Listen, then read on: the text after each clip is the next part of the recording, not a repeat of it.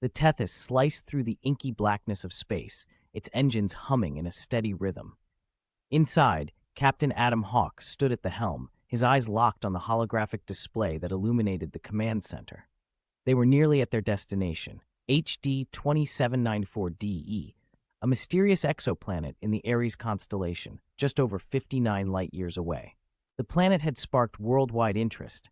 Its size and location in the habitable zone offered the tantalizing possibility of life, maybe even intelligent life. Earth had invested heavily in the mission, and now a team of scientists, engineers, and soldiers was tasked with unlocking its secrets. Approaching the system in T-minus 30 minutes, Lieutenant Nash's voice came over the comms. All systems running at optimal capacity. Hawke's hands tightened on the control panel. Prepare for landing procedures. We're pioneers, gentlemen. Let's make history. Beside him, Dr. Eva Montgomery, the ship's chief medical officer, glanced over the data. Her brow furrowed as she scanned the readings. Captain, the atmospheric scans are showing erratic fluctuations. Sulfur levels are unusually high. There's also a methane spike. It's not what we were expecting. Hawke didn't take his eyes off the controls. We knew the planet was volatile. We adapt. Have the team ready for anything, Montgomery. The descent was anything but smooth. As the Tethys entered the upper atmosphere of HD 2794D, violent turbulence rocked the ship. The stabilizers struggled to compensate, and the crew braced for impact. Outside, the planet's atmosphere, thick with clouds and gases, pulsed with energy, causing the ship to buck violently.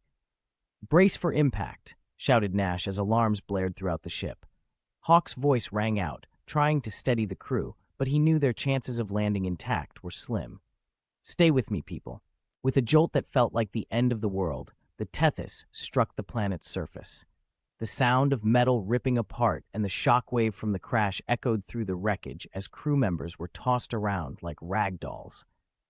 When Hawke regained consciousness, the world around him was a haze of smoke and chaos. He lifted his head from the floor, his ears ringing, and found himself surrounded by twisted metal.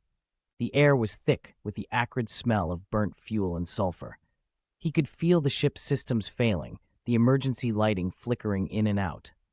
"Montgomery?" he called, voice hoarse. "Over here," came her response, strained but alive. She was pulling herself from the wreckage, her medical kit already at hand. "I need a status report," Hawke ordered, standing unsteadily. She looked grim as she scanned the wreckage. "We've lost at least a third of the crew in the crash.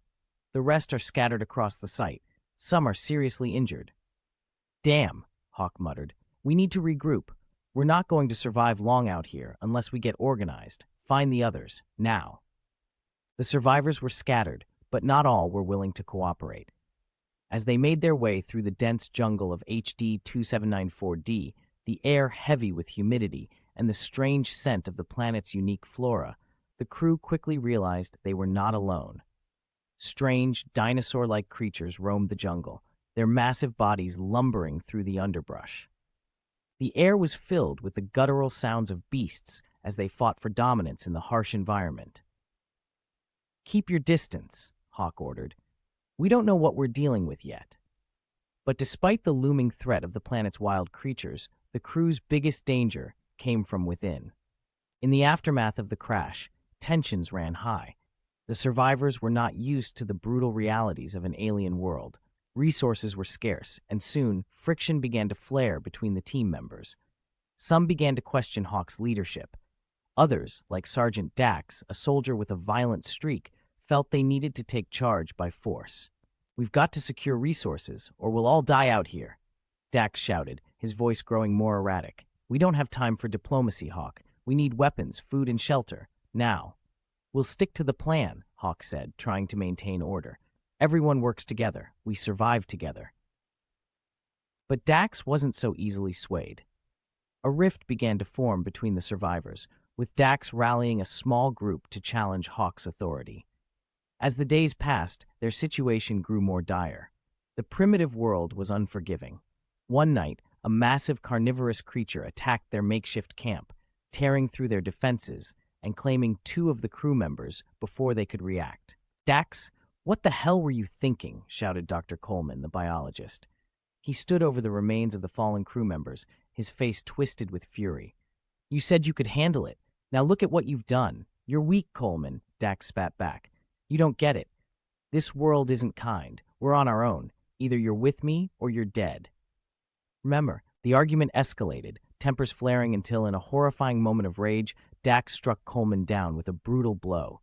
The camp fell silent. Hawke stepped forward, his face hard with determination. "Enough, Dax." Dax's eyes, wild with anger, turned toward him. "You're just as weak as they were. All you care about is—" Before he could finish, Nash, who had been silently watching the conflict, moved quickly. His pulse rifle rang out, the shot precise. Dax crumpled to the ground in a heap. "Don't make me do it again, Hawke," Nash muttered, his face unreadable. Hawke stood frozen for a moment, the weight of the choice settling over him. He had lost control. They had lost control. And now, with Dax's death, there would be no turning back.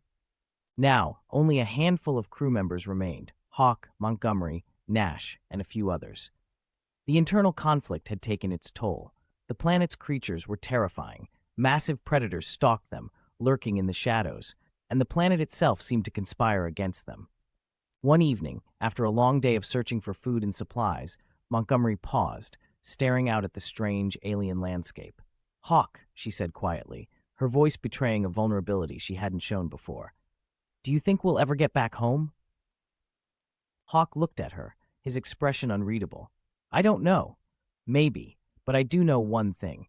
We're not going to die here, not like this." As the days wore on, they made their way deeper into the jungle, but something had changed between them. Montgomery had always been professional, cold even, but now she was beginning to soften. And Hawke? The weight of the leadership had taken its toll. He was no longer the captain he once was. He was just a man, just another survivor. It wasn't until they found the ruined remnants of an ancient structure, half buried in the thick foliage, that Hawke realized they had crossed a line. The planet wasn't just strange. It was ancient, and it was hiding secrets.